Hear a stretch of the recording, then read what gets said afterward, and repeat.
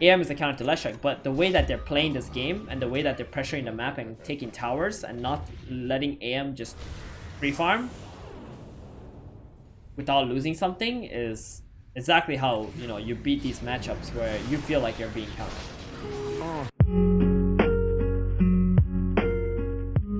Alright, so this game we got CCNC playing the mid lane.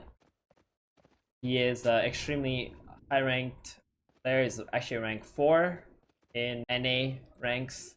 Then we got some other high ranking players, got like Jube, we got MSS, his teammate, and he's playing up against Arteezy and against a mid Dragon Knight who is rank 36. So we're gonna see how CCNC plays this game as a leshrac and how he will apply pressure with this hero and take towers, because against anti-mage you can't really take the game very slow, and as a leshrac you are sort of being countered by this AM. So it's going to be interesting to see like how he's going to apply pressure and how he's going to make this AM suffer or be farming a lot less than he normally would. So start this game, he got a bunch of stats for right clicks, fighting up against a Dragon Knight. Got double circlets and mantle, he got +8 damage. Also the Fairy Fire uses the first stun to secure the range creep, and along it he got to get to kill a melee creep too. He did not want to get either of those creeps denied, and you can see he's just kind of right clicking the Dragon Knight a few times when he's not going for the last hit. And here under the tower he's just kind of focused on either harassing if he cannot contest for a deny, but if he can't contest for a deny, as you can see right there, he stunned the Dragon Knight and denied the range creep. So this is gonna make the Dragon Knight feel really bad in the lane here. And his priority is always the creeps. If his right click cannot net himself a creep or a deny, he's always going to focus that right click on harassing the enemy mid lane Dragon Knight. This is the hero after all. Eats up his tango, brought also more tangos, more regen into his lane. He doesn't need flask in this lane because he's fighting against someone who's not going to burst him. And tangos are just much more efficient source of regen in this kind of lane against a weak mid laner like Dragon Knight, where against like a Shadow Fiend you would want to healing self so that you can heal up much quickly. And you can see here he just keeps harassing the DK as much as he can. I mean, the DK does have armor and health regen, but it's still worth it to harass him because you can always set him up to get low enough to either kill him, or someone can just rotate, and if he has like only 60% HP versus 90% HP, that's going to be a big deal, and it's also going to make the Dragon Knight not feel too comfortable in sitting in the lane. So it's very important to try and hit him when you're not actually going for the last hits here. And as much as he can, he would love to keep the wave on his hill and harass from outside of aggro range, but he can't always do it because he is going lightning, his damage is not super high. He needs to be able to use the spell sometimes to secure creeps, and that would naturally push lanes out. Here just contesting for the range creep, doesn't want the Dragon Knight to deny it, so if the Dragon Knight does get close to the range creep, he will probably try to stun him or use the lightning to secure that. Here the lane pushes back to him, just securing the last hits, and now the Dragon Knight has Dragon Blood level 2. It's going to be much more difficult to harass him, so he's ignoring on hitting the Dragon Knight now. He's more focused on just trying to secure these last hits and try to deny any creeps that he can. As you can see, he has 7 denies here. And here he gets a deny with his right click, and DK goes for the last hit, so he uses the lightning because his wind up time was already not yet up to get that last range creep before the Dragon Knight would deny it. So he's always making sure that the enemy doesn't get any denies. He's like using his spells if he thinks that that creep will get denied.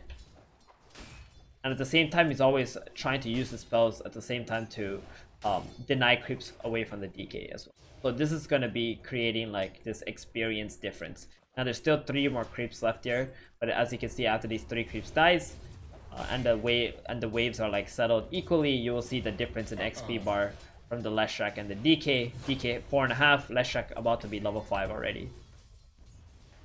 And you can see his skill build. He got that 1 point in lightning just so he can try and get last hits with it. And he's already starting to max out his Diabolic Edict because this is probably the most important spell for leshrac, especially to be taking towers in this game.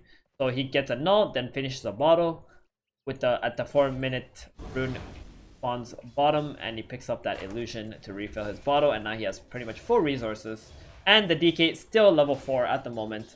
The time that it gets really scary for DK in this lane is when the leshrac hits level 6, he gets that Pulse Nova. That spell does a lot of damage. So, gonna see how that happens, how that works out. And here we go, the DK being a little bit too greedy, not using his Fire Breath or Breathe Fire to get the last CCNC, just gonna snag up those denies just like that. 13 denies on this leshrac. It's actually insane how many denies he has this laning stage.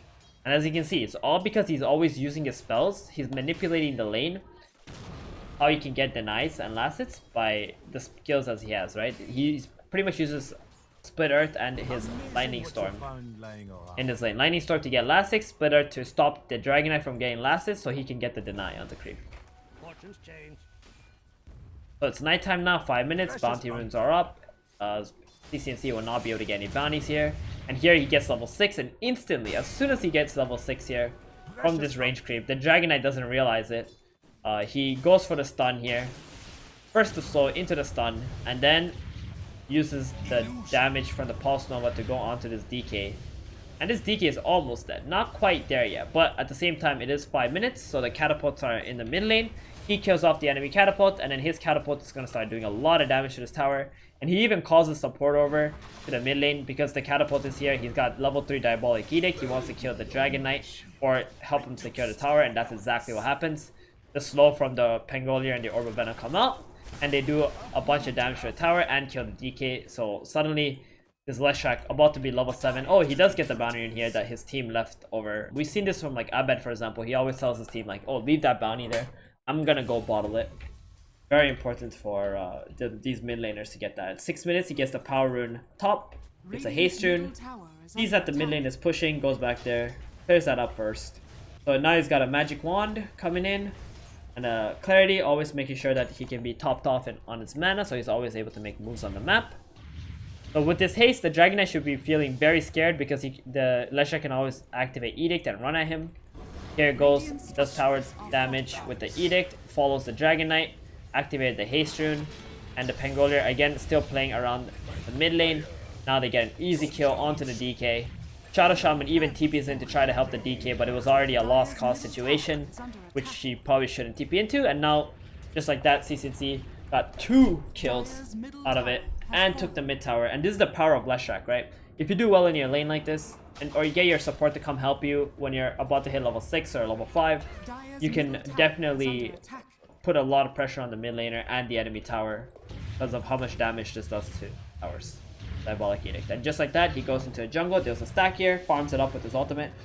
When you're playing leshrac, it's very important that you're just using your ultimate to farm because this costs less mana and it does more damage when you activate it.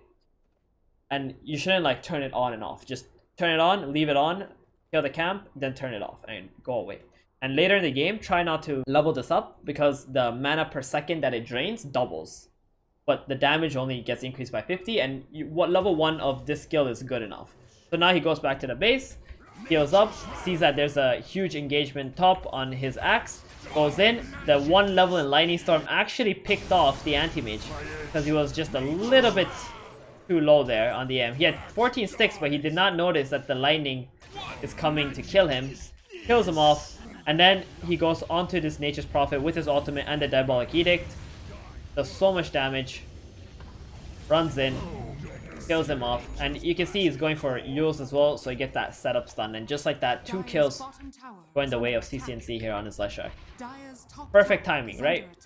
We could say like he's lucky or something, but to be honest, he's just watching the minimap.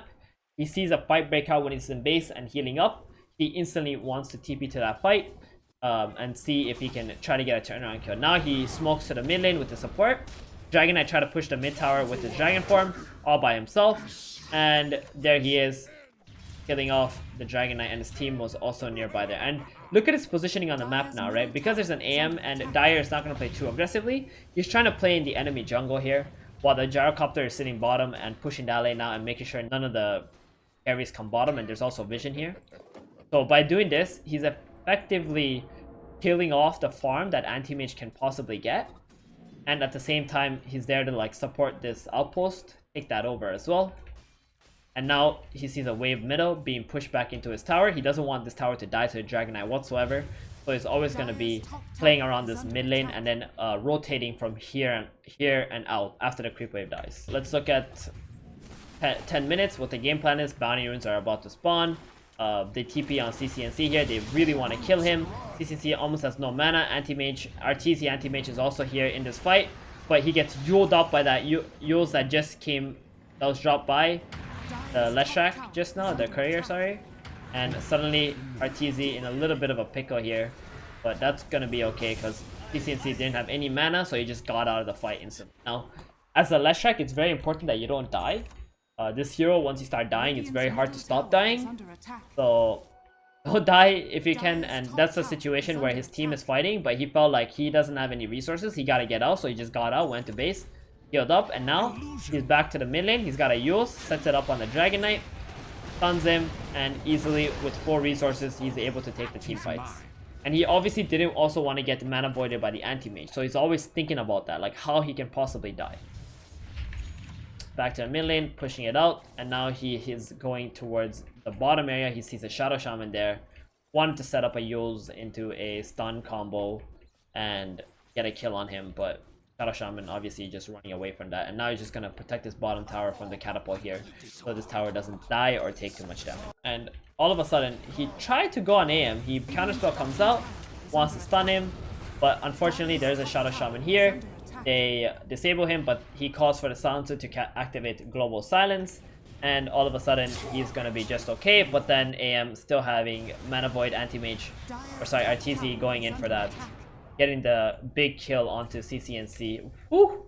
That was 425 gold to the anti-mage. So you can see how sensitive this game is for CCNC, because every time he has like more than 70% of his mana missing, he can pretty much just die to 1 mana void. So he's got to be more careful here. And now he's alive, goes back to the mid lane, feels like, oh, enemies all bottom, I want to connect there, but not through the tier 2 tower bottom because I might just die. So he goes to the mid lane, then helps his team out bottom by running at the enemy here, pushes them out of the jungle. And it looks like his next item is going to be an energy booster, so he can make his way into a Bloodstone, which is a very nice item for leshrac because it gives him a lot of mana regen, also higher HP pool and mana pool. HP pool very important for this hero because his strength gain is not super high and he doesn't really get a lot of HP. He's kind of like spellcaster, but a spellcaster that needs to be in a fight, so you need him to have like more HP. So here he gets his energy booster, got mana boost. He's just sitting in the jungle, enemy jungle, and just farming that up. Like, as of right now, I haven't really seen him farm his side of the map because he feels very strong with his Yules that he can just play aggressively in the enemy jungle and make space for his Gyrocopter. And as we can see, his Gyrocopter is very, very farmed as well in this game. And Gyrocopter is the one who's like farming all these like safe farm because the leshrac is the one who's essentially creating space. As you can see here on the minimap, he draws the line. The left side, he's saying, hey guys, go farm there. Make sure the AM cannot take over that area. And now he gets an invis, goes to the bottom, wants to kick out some of the heroes farming bot lane. And again, there's another Dragon Knight. He wants to find the anti-mage, but the anti-mage was not found, so he goes for the Dragon Knight instead. Kills off the Dragon Knight here with the Yules, and the DK also doesn't have a TP anymore, and that feels really bad. They also took the top outpost, so because he's bottom, and he's never using his TP to like farm, he can always TP to the top outpost, and he can try to help his allies there if they get gone on. So here again, a calm Sprout into Hex, but the Global Silence comes out to bail out CCNC, and then he just casually walks out. He has a lot of mana this time, so the anti-mage cannot mana void him. Arteezy just gonna go back and farm because his team is getting gone on, and he can't really help that much. Here, Axe makes a call. Big ulti. Oh, Arteezy goes in for the mana void, but as you can see, CCC didn't really cast too many spells, so his mana pool was very high. Didn't take too much damage. And all of a sudden, the fight just breaks off just like that. And whenever he has a chance, he's going back to base, he has some mana, he just goes into the jungle, farms up as fast as he can with the Pulse Nova. And then, you know, efficiently, and then just going out and pushing out lanes once again. Here he sets up top. He wants to see if he can catch an anti-mage with a Yules combo into a split earth, surprisingly, and surprise him and then make him like low HP, so he feels uncomfortable to farm. Doesn't find him. Arteezy just goes into a jungle, so he's just gonna clear all the creep waves very safely, since he didn't see anybody on the minimap. But now he sees 3 people on the minimap. He starts running to the mid lane, wants to join in on this engagement here. Because Axe has a dagger, right? And this Jarcopter has Aghanim. So they feel really good to fight right now. It's a perfect time to fight against anti-mage lineups. Because anti-mage just needs to farm with Battle Fury at this stage in the game. So here he's just going in with his haste rune that he picked up on the top lane. Just running in with his team and killing everybody. And we know because of Diabolic Edict, they can definitely just take out towers very quickly if needed. Now, right now, Diabolic Edict is on cooldown, so there's no point for him to really be around the mid lane.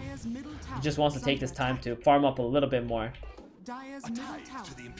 Some camps and push lanes out. So here we see him buy Kaya. So that's gonna give him quite a lot of damage. And also his spells are gonna cost much less mana. Gonna be nice. So he, as you can see, what he's doing right now is like, because his team was all pushing mid lane, he was trying to sit in the trees here, waiting for the anti-mage to show up and try to catch him with the Eul's. Because then he knows for a fact that the only way Dire can win is through this anti-mage. And he also knows that the anti-mage is a counter to him in this game. So getting 1 kill on the AM would make his life a lot easier. So he wanted to set up and see if the AM was split push here. He doesn't. His team already backed off the mid lane. They were no longer showing there, so the AM would get scared, obviously. And just like that, he pushes the top out all the way, goes to the tier 2, gets the edict going. And as you can see, like, he hasn't really played by himself. He's playing a lot with his team in this kind of game, because he's the one who needs to deal damage in the team fights, as the Gyrocopter is the one who's pretty much farming or joining the fights like later. Here we go, another smoke. Coming out bottom. Saw the anti-mage, just a glimpse of him, but he already blinked out after killing the camp. And here we go, he finds the Dragon Knight. Once again, this Dragon Knight getting caught out by the Eul's. He's not having a good game, Mr. Rank 30 something. Just like that, he dies.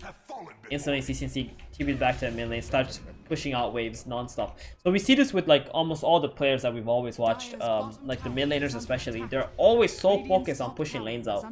I rarely see them farm jungle camps. Most of the time we see players farming jungle camps like early game, or it's by the carries. Whereas like the mid laners are a lot more focused on just pushing lanes out.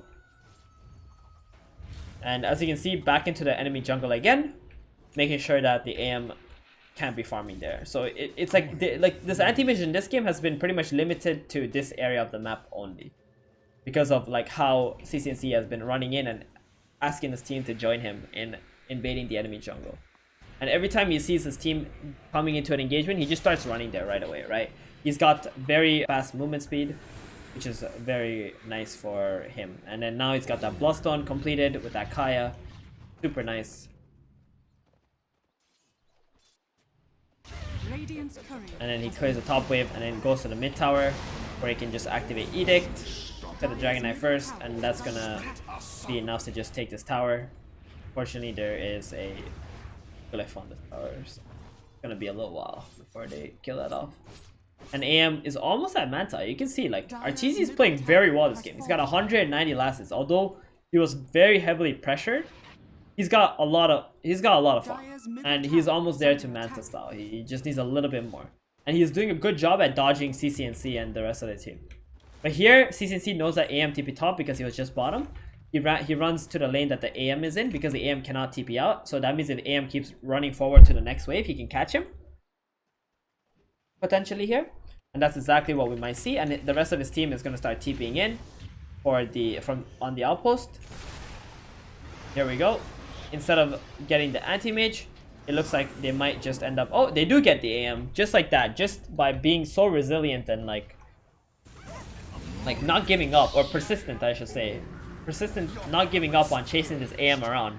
They almost got him. He got out like a sliver of HP here. It was like 0.1 second or one more pulse nova away from him dying. But in return, because they were chasing him, his team, Anti-Mage's team, had to come to this fight, and they started dying one by one. So at the end of the day, it was not all for nothing. They still gained a lot just by killing the other two heroes, and more map control on this map. Or Radiant side. I'll take that. Now they just go into the Roshan pit, secure the Aegis, and with this they're going to be able to walk up to the high ground now, as all the outer towers are dead except for the tier 2 here. And we know that CCNC is the one who actually took all these towers, right, with his Diabolic Edict, like throughout this game as we were watching. So very high impact from the leshrac. On top of all the catching and roaming around he's been doing, he's also helped his team secure these towers. Super strong spell. Now support leshracs can also do the same thing, but obviously they cannot have as much farm as he does, and they probably won't be able to catch and move around alone. But if you have like really tanky cores, you can definitely play support leshracs, let them go in and push for you, like tank for you in front of the towers, and then you go behind them and just cast Diabolic Edict. So both is really nice here. And another catch onto this Nature's Prophet just like that, with the Boots of Travels. As you can see, there's a ward here using that ward. And instantly they feel very strong now that they have the Aegis, the BKBs. You know, this leshrac still has Bloodstone active, he can heal himself up if needed. And just gonna go top here, start hitting this tier 3 tower with the Diabolic Edict. They force out the glyph, perfect, because now the next time they go in, there's no glyph available, so they're not gonna take too much damage from the tower anymore. 10 more seconds for another edict to go off. And pretty much, like, I want to mention, like, throughout this entire game, Pulse Nova has been his #1 source of farming. He hasn't used, like, Split Earth, Pulse Nova, Lightning Storm all at once. He just used the Pulse Nova, clear the creep waves. You have a lot of mana left because you're only using this to farm. And that's going to be good enough for you to be able to just get through everything. Like, right there, you just saw, he just uses Pulse Nova only. He's not using anything else because leshrac doesn't have enough mana to actually use all his spells.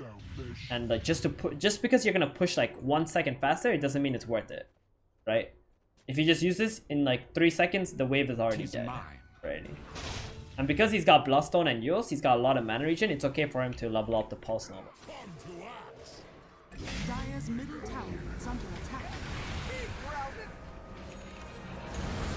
Just like that, again playing very aggressively in this game, and after getting a pick off, they go straight into the high ground, take another tower, more Raxes, and this game looks very, very miserable for Anti-Mage at this point. Like, he's just farming, he can't find the opportunity to join a team fight, and the rest of his team just keeps dying, trying to make space for him. And you're always thinking like, oh, hey, AM is the counter to leshrac, and here you even see him by Lincoln so that the Anti-Mage Mana Void can't kill him and kill off his entire team, right? AM is the counter to leshrac, but the way that they're playing this game and the way that they're pressuring the map and taking towers and not letting AM just free farm without losing something is exactly how, you know, you beat these matchups where you feel like you're being countered. So CCNC this game, like, you know, he did very well mid. He made sure that the Pangolier came middle at 5 minutes when he had the catapult, and the leshrac hit level 6, like CCNC hit level 6, they killed the Dragon Knight instantly. Then he rotated top lane with the TP when he saw that his offlaner was getting gone on, got a kill there. Then he played in the enemy jungle. Like, this is almost the entirety of this game he was playing in the enemy jungle if he was ever farming something. Unless he was walking back to base to heal, that's the only time he farmed jungle camps on his own side, right? So all these small things add up to applying a lot of pressure onto Anti-Mage in this game. It got to a point where all the pressure and all the towers being taken by the leshrac gave so much gold to Radiant side, and with that advantage they were able to just group up as 5 around 16 minutes when the AM only gets his Battle Fury, right? Around 16 minutes I think AM has Battle Fury. Yeah, there we go. And during this time, they already started grouping up and started fighting at tier 2 towers and taking tier 2 towers. Obviously, Anti-Mage with these items cannot join a team fight. He needs Manta at least to be able to like really hard fight into this team. Because if he blinks in with just these items, he's gonna get global silence and die like. They know, like, because they play against AM a lot. So between 16 minutes and like 23 minutes, normally you would say you get Manta. Like, that's a perfect time to just group up as 5 and just run down against Anti-Mage.